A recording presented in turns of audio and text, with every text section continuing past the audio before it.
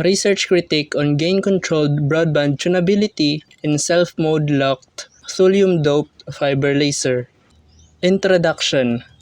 The research to be critiqued is a scientific breakthrough titled Gain-Controlled Broadband Tunability in Self-Mode Locked Thulium-Doped Fiber Laser. The publication number is S4205-022-00989-X, published last September 3, 2022.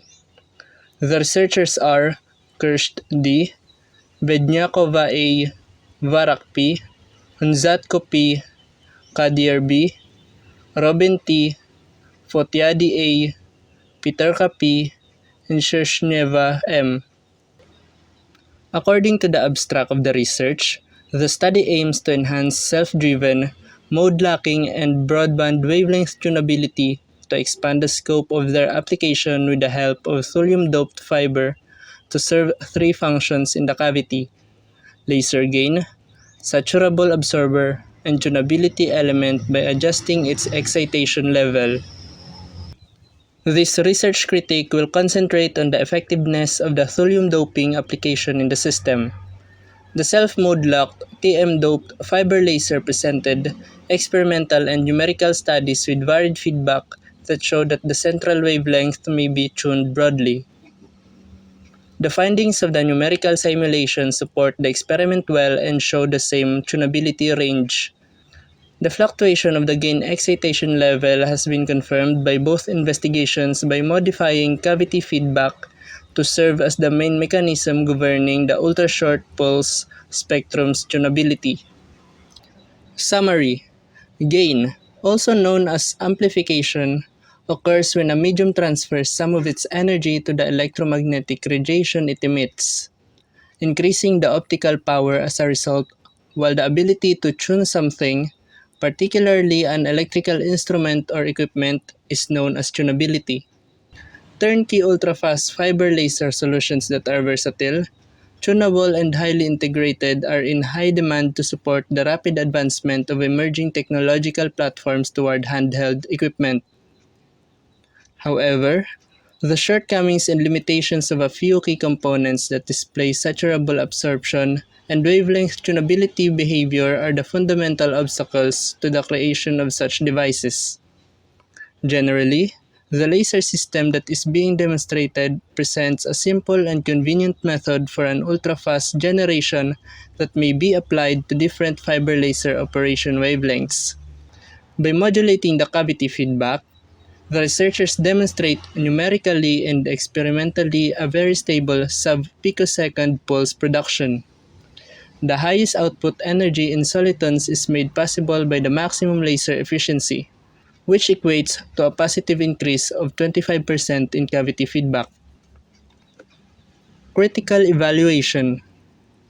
The researchers discussed the following parts: an article about the established advantages of thulium-doped or TM-doped fibers when used in the fields of environmental monitoring, polymer machining, optic communication, and other scientific works. Next is the results of the investigations describing the differences in transmission speed and efficiency for a variety of materials as compared to TM-doped fiber optics. Also included is the experimental configuration, bearing in mind the different parameters such as the self-mode locking and tunability dynamics in varied measurements and arrangements. Then, the numerical simulation will validate the results mathematically, put the numbers into perspective, and draw conclusions based on the numbers. The main proponent of the study, Dennis C. Kirsch, is a doctoral researcher at the Leibniz Institute of Photonic Technology. Along with his co-researchers, presented their work objectively by performing the necessary experiments, and data gathered were of systemized management.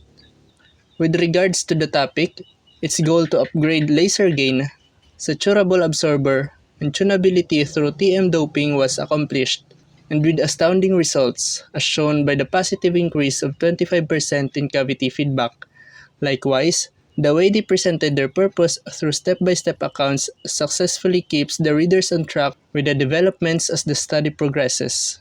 Meanwhile, the researcher assumes that the thulium, when formulated in the right configuration, can achieve optimal efficiency and help advance universally used fiber optics technology. This is vital to the conduct of the study as this affects the data concerning the parameters established by the researchers. Graphs and wave representations of the outcome were used to reveal the gap between the established solutions and the TM-doped ones. Statistics were treated as they are and were not changed, showing how the researchers handled them and preserving their validity. The study was structured in chronological order. First, the argument was laid out. Next, the experiments were performed. Then the results were gathered and compared. Then they drew out conclusions. From our point of view, their way of interpreting and presenting the data was very suited for their intended purpose, which is to reveal the range of the variants in commonly used techniques as compared to the thulium-doped ones. Their goals were presented simply and straight to the point, with pieces of evidence and experimental data to back them up. Moreover, the researchers' thorough analysis of the properties of highly TM-doped fiber has established that highly TM-doped fiber can effectively serve as a saturable absorber and laser gain, and offer generation wavelength tunability after comparing two samples of fiber. Using several core glass matrices and similar TM concentrations, they concluded that the refractive index profile is not a significant factor. Conclusion: to sum up, the laser system under test offers an easy and practical way for an ultra-fast generation that may be used with various fiber laser operation wavelengths. The researchers show the goals can be achieved by manipulating the cavity feedback. The best laser efficiency, which translates to a positive gain of 25% cavity feedback, enables the largest output energy in solitons. This evaluation was formed to dissect and flesh out the reasons and proofs why thulium-doped fiber optics is superior to other well-known systems of the same transmission functions. As it turns out, the study has little to no major flaws in the overall presentation of its intended outcome. In conclusion, future research involving fiber optic materials should consider thulium doping for increased laser gain and tunability for improved usage in the above-mentioned fields of work. To learn more about the research, you can watch Dennis Kirsch's video explaining the thulium-doped optic fiber technology in the link below.